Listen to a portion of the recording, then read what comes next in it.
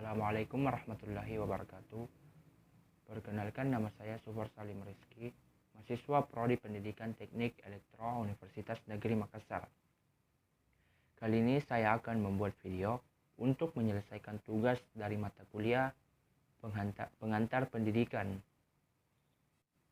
Baiklah, materi yang akan saya bahas dalam video ini adalah aliran pendidikan modern. Baiklah, yang pertama adalah aliran pendidikan progresivisme. Aliran pendidikan progresivisme. Progresivisme adalah gerakan pendidikan yang mengutamakan penyelenggara pendidikan di sekolah yang berpusat pada anak sebagai reaksi terhadap pelaksanaan pendidikan yang masih berpusat pada guru atau berpusat pada bahan pelajaran. Kurikulum pendidikan progresivisme adalah program yang berbasis pada pengalaman atau kegiatan yang diminati oleh setiap peserta didik. Tujuan pendidikan dalam aliran progresivisme ini adalah melatih agar anak kelak dapat bekerja secara sistematis, mencintai kerja, dan bekerja dengan otak dan hati. Untuk mencapai tujuan tersebut, pendidikan seharusnya merupakan pengembangan sepenuhnya bakat dan minat setiap anak. Pendidikan progresivisme menganut pendidikan yang berpusat pada anak dan peserta didik. Metode pendidikan progresivisme secara umum terbagi menjadi tiga, yaitu metode belajar aktif, metode memonitor kegiatan belajar, dan metode penelitian ilmiah. Baiklah, yang kedua adalah aliran pendidikan esensialisme. Esensialisme modern adalah gerakan pendidikan yang memprotes aliran progresivisme terhadap nilai-nilai yang tertanam dalam warisan budaya dan sosial. Menurut aliran esensialisme, nilai-nilai yang tertanam dalam budaya sosial dan nilai-nilai kemanusiaan yang terbentuk secara terangsur-angsur melalui kerja keras dalam kurun waktu yang cukup lama dan di dalamnya berakar gagasan dan cita-cita yang telah teruji dalam perjalanan waktu. Baiklah, yang ketiga adalah aliran pendidikan rekonstruksionalisme.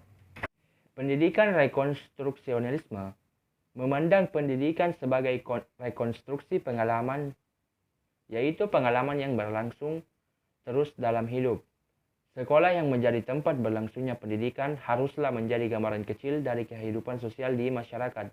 Sekolah-sekolah rekonstruksional berfungsi sebagai lembaga utama untuk melakukan perubahan sosial ekonomi dan politik dalam masyarakat. Tujuan aliran pendidikan ini adalah untuk membangkitkan kesadaran peserta didik tentang masalah sosial, ekonomi, dan politik yang dihadapi umat manusia dalam skala global dan mengajarkan kepada mereka keterampilan yang diperlukan untuk mengatasi masalah-masalah tersebut. Yang keempat adalah aliran pendidikan konstruktivisme. Gagasan pokok ini diawali oleh Giambattista Vico. Vico mengatakan bahwa Tuhan adalah pencipta alam semesta dan manusia adalah Tuhan dan ciptaan. Mengerti berarti mengetahui sesuatu. Jika yang mengetahui hanya Tuhan yang dapat mengetahui segala sesuatu, karena Dia mencipta segala sesuatu itu, manusia hanya dapat menunjuk pada struktur konsep yang dibentuk pengetahuan tidak lepas dari subjek yang mengetahui. Aliran ini dikembangkan oleh seseorang yang bernama Jean Piaget. Melalui teori perkembangan kognitif, dia berkata bahwa pengetahuan merupakan interaksi kontinu antara individu satu dengan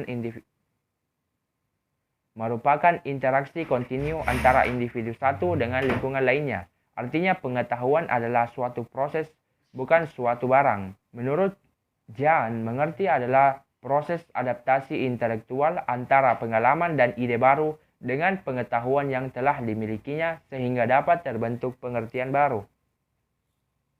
Yang kelima adalah aliran pendidikan perennialisme. Pendidikan perennialisme adalah gerakan pendidikan yang mempertahankan bahwa nilai-nilai universal itu ada dan bahwa hendaknya sesuatu merupakan suatu pencarian dan penamaan kebenaran-kebenaran dan nilai-nilai tersebut. Guru mempunyai peranan dominan dalam menyelenggarakan kegiatan belajar mengajar di kelas. Menurut perennialisme, ilmu pengetahuan merupakan filsafat yang tertinggi karena dengan ilmu pengetahuanlah seseorang dapat berpikir secara induktif. Jadi dengan berpikir, maka kebenaran itu dapat dihasilkan. Pengetahuan adalah modal bagi seseorang untuk mengembangkan pemikiran dan kecerdasan. Baiklah, yang terakhir adalah aliran pendidikan idealisme. Aliran ini merupakan suatu aliran ilmu filsafat yang mengagungkan jiwa. Menurutnya, jiwa adalah gambaran asli yang semata-mata bersifat rohani dan terletak di antara gambaran asli atau cita dengan bayangan dunia yang ditangkap oleh panca indera. Pertemuan antara jiwa dan cita menghadirkan suatu angan-angan, yaitu dunia ide.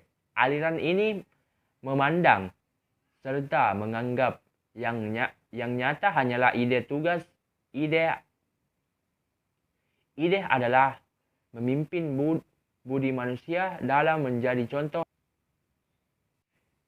Siapa saja yang telah menguasai ide, ia akan mengetahui jalan yang pasti sehingga dapat menggunakan sebagai alat untuk mengukur, mengklasifikasikan, dan menilai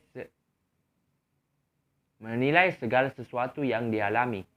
Para peserta didik yang menikmati pendidikan aliran idealisme secara gencar-gencaran diajarkan memperoleh pendidikan pembelajaran secara khusus. Sebab pendekatan dipandang sebagai cara yang sangat penting.